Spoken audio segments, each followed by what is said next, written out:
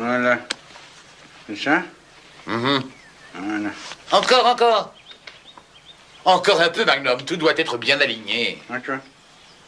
Enfin, écoutez, Magnum, si vous ne voyez pas les marques, laissez faire Terry. Je les vois, vos marques.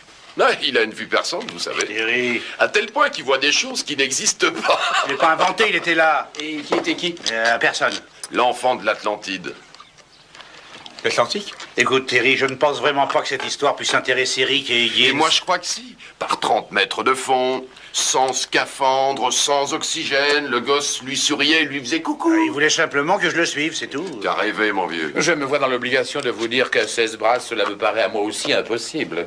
Je sais que ça semble impossible. Vous avez certainement été victime du phénomène de narcose, plus communément appelé mal des profondeurs. Je pratique la plongée sous-marine depuis suffisamment longtemps, Higgins. Ce n'était pas la narcose et j'ai pas eu d'hallucination. C'est ce qu'a dit le lieutenant Crossley quand nous l'avons sorti des profondeurs du golfe de Matabo. Nous n'avions à peine ôté le casque de son scaphandre qu'il commençait à nous parler des merveilleuses créatures féminines qu'il disait avoir vues au fond de l'océan, des sirènes, d'après lui. Monsieur Higgins, dites-moi où est ce golfe de Matabo? Je n'ai pas dit que j'avais vu une sirène, que je sache. Le lieutenant Crossley non plus.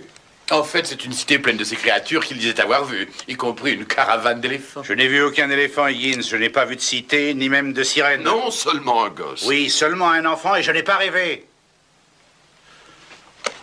Les fous rêvent également. Faites attention, Magnum, n'abîmez pas la cloison, je vous prie. Voilà. Voilà, Higgins. Nous avons nettoyé et repeint le débarras, monté les livres du bureau et cloué votre tête de bœuf. C'est un buffle, qu'est-ce que ça beau. Ah oui, qu'est-ce que c'est beau.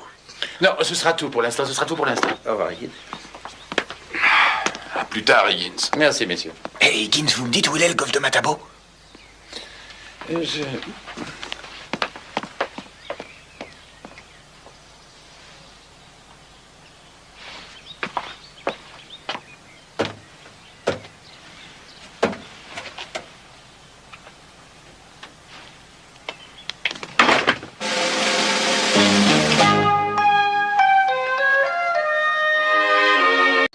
J'ai toujours entendu beaucoup d'histoires au sujet du mal des profondeurs et je savais qu'au moins une partie d'entre elles était vraie. J'étais aussi tout à fait certain que ce phénomène ne se produit pas quand on a les deux pieds sur la terre ferme. Le manque d'oxygène n'avait rien à voir avec cet avion qui était sorti du soleil pour plonger vers moi. Et je savais que si j'arrivais à le retrouver, j'aurais la réponse à quelques-unes des questions que je me posais. Oh, par tous les saints!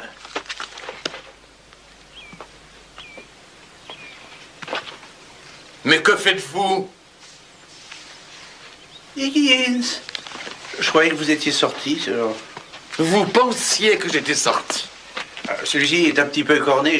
Oh, n'y touchez pas, vous avez fait bien assez de dégâts comme cela. Je ne faisais qu'essayer de trouver une ou deux petites informations. Oh, je m'étonne de vous voir inventer une excuse aussi ridicule. Ne croyez surtout pas que ça suffira à vous pardonner. Oh, je vous en prie, Higgins, vous n'avez pas l'impression d'exagérer un petit peu, là, pour quelques bouquins Quelques bouquins? Quelques bouquins? Proust, Somerset Maugham, Balzac, ce ne sont pour vous que quelques bouquins. Ah, mais je les connais pas, Higgins. J'ai le regret de vous dire que face à votre indifférence flagrante vis-à-vis de la littérature, je me vois dans l'obligation de vous interdire l'accès à cette pièce à partir de maintenant. Si vous utilisez le système décimal de Dewey comme toute personne raisonnable... Le système de Dewey est désuet. Maintenant, sortez! Non, il faut d'abord que je trouve mon information. C'est très important. De quoi s'agit-il? Je ne peux rien vous dire. Sortez! Non, Higgins, non, Et écoutez... ne me racontez pas une de vos histoires à dormir debout au sujet d'un enfant vous faisant des signes. Mais bien sûr que non, ça n'a rien à voir. C'est un avion de la Deuxième Guerre mondiale qui a essayé de me faire quitter la route. Il a plongé vers moi. Il avait le dos au soleil. C'est un vieux truc de pilote. Il voulait m'éblouir. Je ne sais pas en quel sens, ni pourquoi, mais je pense que cet incident est lié, d'une manière ou d'une autre, à cet enfant que j'ai vu au lagon. Au lagon. Qu'est-ce que vous faites, Higgins? J'appelle le centre psychothérapie. Croyez-moi, c'est pour votre bien. Je l'ai vu, Higgins! Si je peux trouver une photo de cet appareil, vous verrez exactement de quel type il était.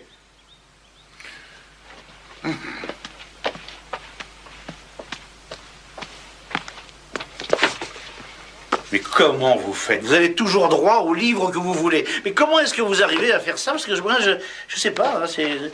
Grâce à un système très simple, connu de moi seul et d'une charmante secrétaire d'administration militaire. C'est à Burma que je l'ai rencontré, j'étais en garnison. D'ailleurs, nous connaissions d'autant mieux ce système qu'en fait, nous l'avions inventé. Ça m'intéresse pas, Yves. Je me rappelle encore cette nuit-là. Ça avait été une soirée délicieuse et déjà le soleil se couchait. Nous nous sommes retrouvés par hasard dans les rayonnages de la bibliothèque de la base et puis, naturellement, nous avons commencé à discuter littérature et sans même avoir le temps de nous en rendre compte, nous avons lâché la bride à la passion créatrice. Tout ceci aurait pu rester une conversation banale, mais l'espace d'un instant, j'ai senti en moi une sorte de... Ça ne m'intéresse pas, Guy. Non. Non. Mais cela est une autre histoire. Alors, votre avion. Ah oui, mon avion, oui.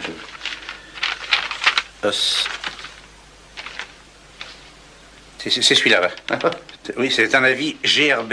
C'est un avion comme celui-ci qui m'a fait quitter la route, vous voyez? Absolument impossible. Mais qu'est-ce que vous en savez, vous? Il m'en rend fou. Oui, il m'en rend fou. Voici le rapport annuel anglo-hawaïen des passionnés d'aéronautique. Jetez-y un coup d'œil, vous verrez qu'il n'y a aucun avion de la Deuxième Guerre à Hawaï. Harry Granger? Plaît-il?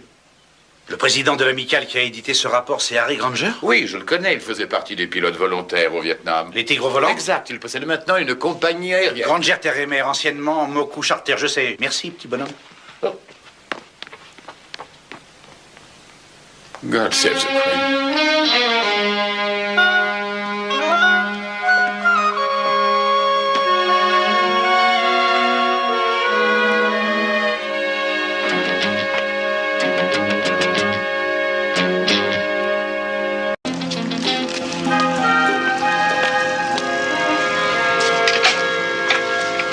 C46, Shirley, il est dans quel état?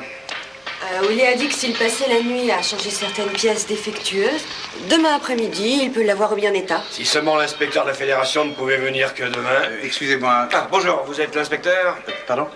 Vous êtes de la fédération d'aviation, non? En effet, oui. Enchanté, Harry Granger.